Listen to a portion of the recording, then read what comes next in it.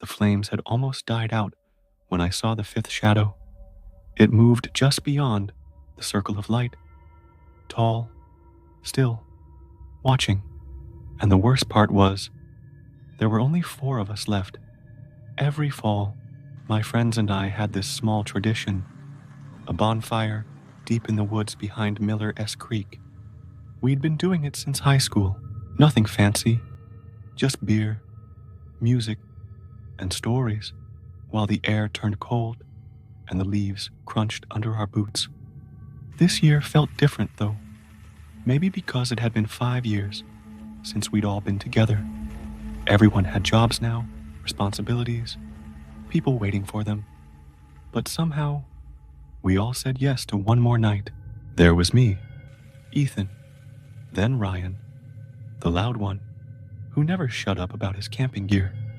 Max, quiet but sarcastic, who brought the speaker and half the snacks. And Lily, the only one of us who still lived nearby. She said she knew the perfect spot this year, farther out than we'd ever gone before. We parked where the dirt road ended and carried everything on foot. The sun was already setting, that deep orange glow cutting through the trees, turning the world the color of rust. The air smelled of pine and old smoke, and every step we took made the ground sigh with wet leaves. When we found the clearing, it felt right.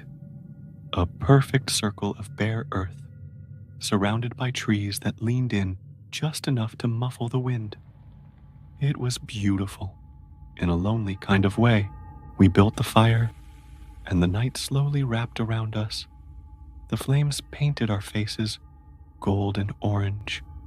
Someone played an old playlist from high school, and for a while, it felt like time had folded in on itself, like we were teenagers again. Ryan cracked jokes. Lily told ghost stories she swore were real, and Max filmed short clips on his phone, teasing us about being the last survivors of autumn. By midnight, the air had turned sharp. The woods around us were whispering, dry leaves brushing together like faint applause. The firelight flickered, revealing nothing beyond its reach, just the endless dark of trees. Then Ryan stood up, stretching. "Fire's dying," he said. "I'll grab more wood." We didn't think twice. He took a small flashlight and walked toward the tree line, his beam cutting through the dark for a few seconds before vanishing completely. 10 minutes passed, then 20. Lily called out, laughing at first. "Ryan, you get lost or what?" No answer. The laughter faded, replaced by uneasy silence. Even the woods felt different. Quieter, heavier, the kind of quiet that presses against your chest. Max frowned and replayed one of his clips on the phone. "Maybe I caught him on video before he left," he said. He turned the screen toward us, the glow lighting our faces. The video showed us laughing around the fire, and behind us, just beyond the light, a figure, tall, still, motionless. None of us noticed it while we were there, but it was standing close enough that the flames should have shown its face, except it didn't have one. Lily let out a nervous laugh, but it cracked halfway through. "Come on, that's gotta be Ryan. Maybe the camera just blurred his face." But Max didn't laugh. He replayed it again, slower this time. The flicker of the firelight danced across our faces, the sound of our voices echoing faintly through the phone speaker. And there it was again, that fifth figure, standing motionless just beyond the light, as if the darkness itself had shaped into a person. Ryan had been sitting next to me when Max started filming. There was no way that was him. "Where exactly did you film this?" I asked. "Right here," Max whispered. "Like, right here." The air seemed to shift. The warmth of the fire felt weaker. The woods felt closer, as if they were leaning in.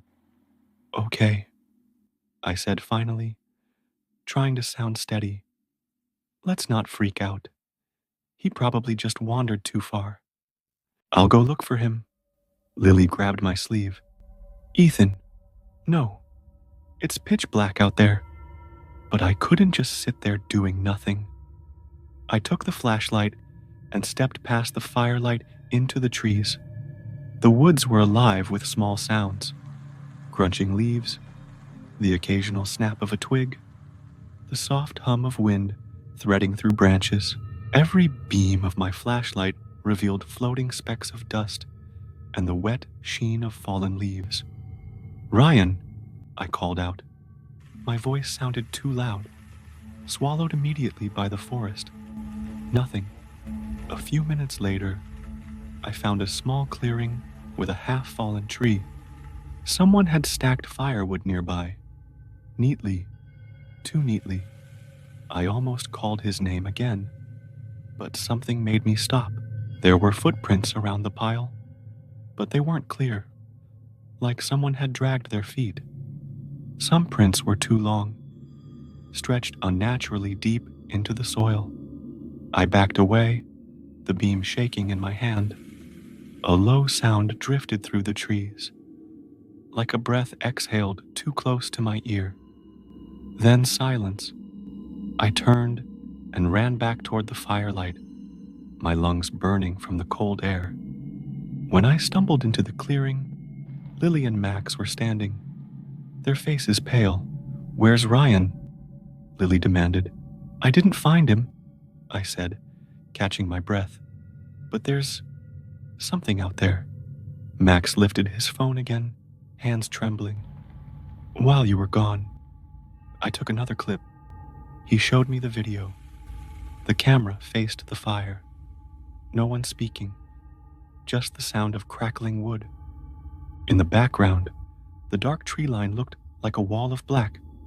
Then, for a moment, barely a second, the figure stepped forward into the light. It wasn't Ryan. Its movements were too slow, like a puppet being guided by invisible strings. Its head tilted unnaturally, far to one side, and for the briefest flash, I saw what looked like a pale mask, cracked and dirty, reflecting the firelight. The video cut off right after. We didn't speak. The fire popped loudly, breaking the silence, and we all flinched. Lily whispered, "We have to leave. Now." And that's when we heard footsteps. Not from one direction, from all around us. At first I thought it was just my heart pounding, the sound of blood rushing in my ears. But then I realized the footsteps weren't synchronized. Some were slow and heavy, crunching through leaves.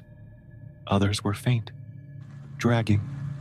They circled us, just beyond the light of the bonfire, like something was pacing the edge of our tiny safe zone. Max swung the flashlight wildly, the beam cutting through trees and shadows. "Ryan, if this is some kind of joke, I swear." The light caught something between the trunks, a pale face, or the shape of one, vanished before the beam could hold it. Max dropped the flashlight. "No, no, no, no." Lily was shaking. "What was that?" I picked up the flashlight, but the beam had dimmed, flickering like it was dying. "Grab your stuff. We're leaving. Now." We started toward the trail, the same narrow path we'd hiked earlier, but the forest didn't look the same. The trees pressed closer, and every direction looked wrong. It was like the woods had rearranged themselves. Behind us, the fire still glowed faintly, a warm orange circle in the distance. But with every step we took, the sound of crackling faded, replaced by the slow rhythm of footsteps following us. "Don't look back," I said. Lily was crying quietly. "Ethan, where's the car?" I don't remember this part. Neither did I. The trail should have curved downhill, but we were still going straight. Max muttered under his breath, "We should have never come back here." Something whistled through the air, soft but deliberate, like someone exhaling through their teeth. We froze. The sound moved from behind one tree to the next, then to another. It was close enough to feel on our skin, like the air thickened wherever it passed. And then, a voice. At first it was barely audible, a whisper between the trees. "Stay." Lily turned toward the sound. "Ryan, don't," I hissed. But she stepped forward, calling his name again. Her voice trembled, but she sounded hopeful, desperate. We followed her reluctantly, our flashlights bouncing off bark and roots. And then Lily stopped. In front of her was Ryan's backpack, lying on the ground. One of the straps was torn clean through. There was no sign of him, except for a piece of his flannel shirt tangled in the brush. The fabric looked burned at the edges, like it had been near the fire for too long. Max whispered, "He couldn't have..." Before he could finish, something moved. Behind us, fast. Branches cracked. A shadow darted across the corner of my vision. Then, the flashlight died completely. For a few seconds, there was only breathing. Ours and something else's. Deeper, wet, close. I reached for Lily's hand, but she was gone. The darkness around me pulsed with movement, like something crawling just out of reach. And then, a single voice, low and almost human, spoke behind my ear. "You came back." I froze. Every instinct screamed at me to run, but my body wouldn't listen. That voice, the way it rasped through the dark, it wasn't Ryan's. It sounded close, inches from my neck. But when I turned, nothing, just blackness. Then, something brushed past my leg. I spun around, flashlight useless, heart beating so hard it hurt. "Lily?" My voice barely made a sound. A few feet away, I heard Max whisper, "Ethan, I can't see you. I'm right here." But before I could finish, there was a scream, short, sharp, and then cut off. It came from where Max had been. Leaves scattered. Something, or someone, was dragged fast into the dark. I ran. Branches tore at my arms. Roots snagged my feet. But I didn't care. The forest blurred into streaks of gray and orange. Somewhere behind me, I could hear movement. Heavy, uneven, like someone running, but not quite human. I reached the clearing again. The fire still burned, smaller now, embers glowing like a dying heart. But there was someone sitting beside it. For a moment, relief hit me like air after drowning. "Ryan." He didn't move. He was sitting perfectly still, staring into the flames. His flannel was charred, the same one we'd found torn in the woods. His skin looked wrong, pale, gray. I stepped closer, shaking. "Ryan, man, what?" He turned his head, slowly, like his neck wasn't working right. His eyes were black, his mouth half open, as if he was about to speak. But no sound came out, just a faint wheezing, like air leaking through wet cloth. Then, behind him, movement. That fifth figure from the video stepped into the light. It was tall. Its clothes hung like damp rags.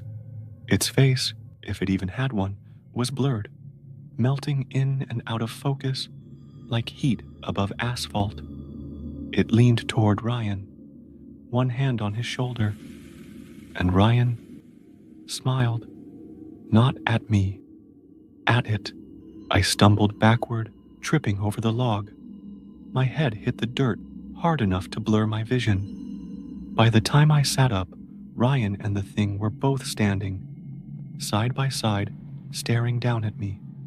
The fire cracked loudly, flaring bright, For a split second, I saw what was under its skin. Something shifting, wrong, like faces pressing against thin plastic from the inside. That's when I realized it wasn't a person. It was many. And one of those faces looked like Lily's. I screamed her name and ran. Through branches, mud, smoke. I didn't stop. I didn't even look back when the firelight finally disappeared behind me. When I burst out of the woods and into the open field near the cars, dawn was breaking. The air smelled of ash, and when I turned back, the smoke rising above the trees wasn't gray. It was black. 2 days later, the police found the campsite. They said there was no sign of my friends, just 4 sets of footprints circling the fire pit. And beneath the ashes, they uncovered an unmarked grave, fresh, right where we'd built our bonfire. I still don't know what I saw that night, or who, or what we invited to join us. The police said the grave had been there for years, but the soil was soft, freshly turned.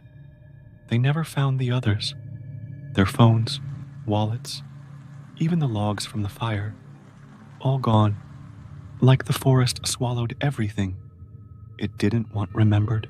Sometimes, when the weather cools and the leaves start to fall, I drive past that trailhead again. I swear I can see a faint orange glow deep in the trees, like a bonfire still burning, waiting for someone to come back. Maybe it was never meant for us. Maybe every autumn it looks for new faces to sit around the flames. Tell me, if your friends asked you to join one last bonfire in the woods, would you go?